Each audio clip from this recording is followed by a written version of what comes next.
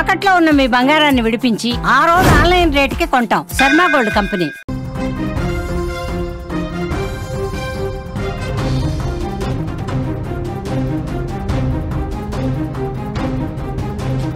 కర్ణాటకలోని చిత్రదుర్గంలో దారుణం చోటు చేసుకుంది. ఇన్స్టాగ్రామ్లో వర్షిత చేతన్ మధ్య ప్రేమ చిగురించింది. ఇద్దరూ తరచుగా కలవడంతో గర్భం దాల్చింది వర్షిత. పెళ్లి చేసుకోవాలని చేతన్పై ఒత్తిడి తెచ్చింది. మాట్లాడాలని పిలిచి చేతన్ కడతీర్చినట్లుగా తెలుస్తోంది. పెట్రోల్ పోసి కాల్చి ఆనవాళ్లు లేకుండా చేయాలని ప్లాన్ వేసుకున్నాడు ముందే. ఆ సమయంలో వర్షం పడడంతో ఆ మృతదేహం సగమే కాలినట్లుగా తెలుస్తోంది. టాటూ ఆధారంగా మృతదేహం వర్షితగా గుర్తించారు పోలీసులు. చేతన్ హత్య చేసినట్లు పోలీసులు నిర్ధారించినట్లుగా కూడా మనకి సమాచారం అయితే అందుతోంది.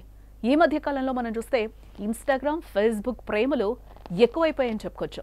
ప్రేమ పేరుతో మోసపోయే యువతలు చివరికి అటు తల్లిదండ్రులకు చెప్పలేక, ఇటు సొసైటీలో అవమాన భారాన్ని ఎదుర్కోలేక ఇగో ఇలాగా విగత జీవులుగా మారిపోతున్నారు.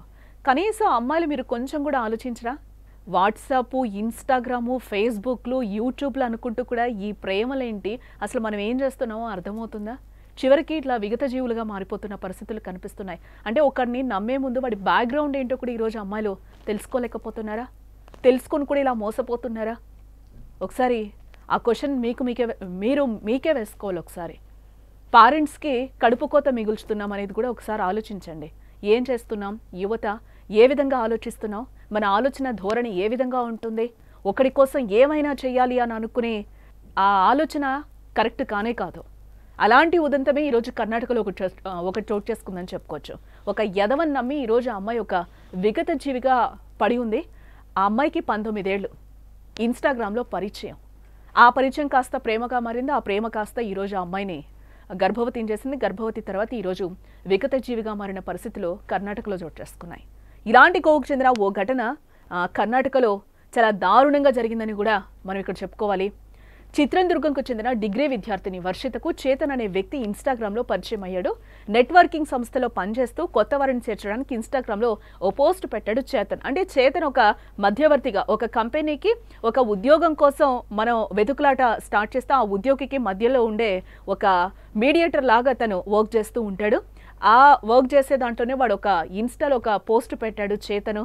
ఆ ఇన్స్టా పోస్ట్ ద్వారా ఈరోజు ఆ అమ్మాయి పరిచయం అయింది. ఆ పరిచయం కాస్త వీళ్ళకి ప్రేమగా మారినట్లుగా కూడా తెలుస్తుంది. ఆ పోస్ట్ చూసి ఉద్యోగం కోసం చేతన్కు కాల్ చేసింది వర్షిత. ఆ పరిచయం కాస్త స్నేహంగా, ఆ తర్వాత ప్రేమగా కూడా మలుపు తిరిగిందని చెప్తున్నారు. ఆపై ప్రేమ కాస్త శారీరక కలయికగా మారి వర్షిత గర్భం దాల్చింది. ఈ విషయం వర్షిత పిన్నికి తెలియగా ఆమె చేతన్కు ఫోన్ చేసింది. వర్షితను పెళ్లి చేసుకోవాలని కూడా అడిగింది. అయితే పెళ్లి చేసుకోవడం ఇష్టం లేకపోవడంతో ఆమె వేరే వారితో సన్నిహితంగా ఉందనే అనుమానం పెంచుకున్నాడు చేతను. ఈ నెల 18న అంటే వర్షితను నమ్మించి చిత్రదుర్గ బైపాస్ రోడ్లో ఉన్న నిర్మానుష ప్రాంతానికి తీసుకెళ్లి హత్య చేశాడు చేతన్. ఆ విజువల్ కూడా మనకి క్లియర్గా కనిపిస్తుంది. ఫస్ట్ వాళ్ళిద్దరు కూడా చేతన్ వర్షితకి కాల్ చేసి రమ్మని చెప్పాడు. అదే ప్రకారం ఆ అమ్మాయి అక్కడ నడుచుకుంటూ వెళ్తుంది. ముందు చేతన్ కూడా వెళ్తున్నాడు. ఈ సీసీ ఫుటేజ్ మనకి క్లియర్గా మనకి కనిపిస్తోంది. ఆ తర్వాత కూడా ఏమైందో మీకు ఒకసారి విజువల్లో చూపించే ప్రయత్నం కూడా మేము చేస్తాం. ఆపై ఆమె మృతదేహంపై పెట్రోల్ పోసి తగలబెట్టాడు, హత్య చేశాడు. ఆనవాళ్ళు కూడా ఎవరికి దొరకకూడదు అని అనుకున్నాడు. ఆ ఇన్సిడెంట్ అయిపోయిన తర్వాత కూడా ఒక్కడే చేతన్ కూడా మనకి బైక్లో వెళ్ళిపోతున్నాడు, సింగిల్గా వెళ్తున్నాడు. వచ్చేటప్పుడు కూడా ఇద్దరు వచ్చారు. ఇద్దరు వచ్చినప్పుడు కూడా ఇద్దరు వెనక వచ్చారు. బట్ పక్కన అయితే రాలేదు. బట్ ఈ ఇన్సిడెంట్ మొత్తం ఆ అమ్మాయిని చంపి వెళ్ళిపోయిన తర్వాత మాత్రం ఒక్కడే బైక్లో వెళ్ళిన దృశ్యాలు కూడా సీసీ కెమెరాకి చిక్కాయని మనం చెప్పొచ్చు.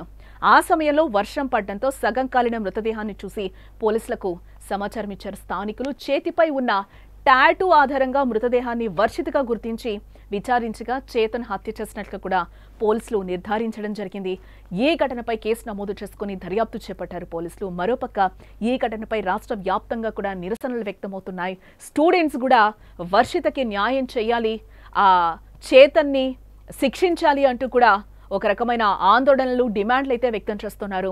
నిందితుని కఠినంగా శిక్షించాలి అంటూ కూడా ఆ విద్యార్థులందరూ కూడా కర్ణాటకలో పోలీస్ స్టేషన్ల ముందు, రోడ్ల ముందు అయితే ధర్నా చేస్తున్నారు.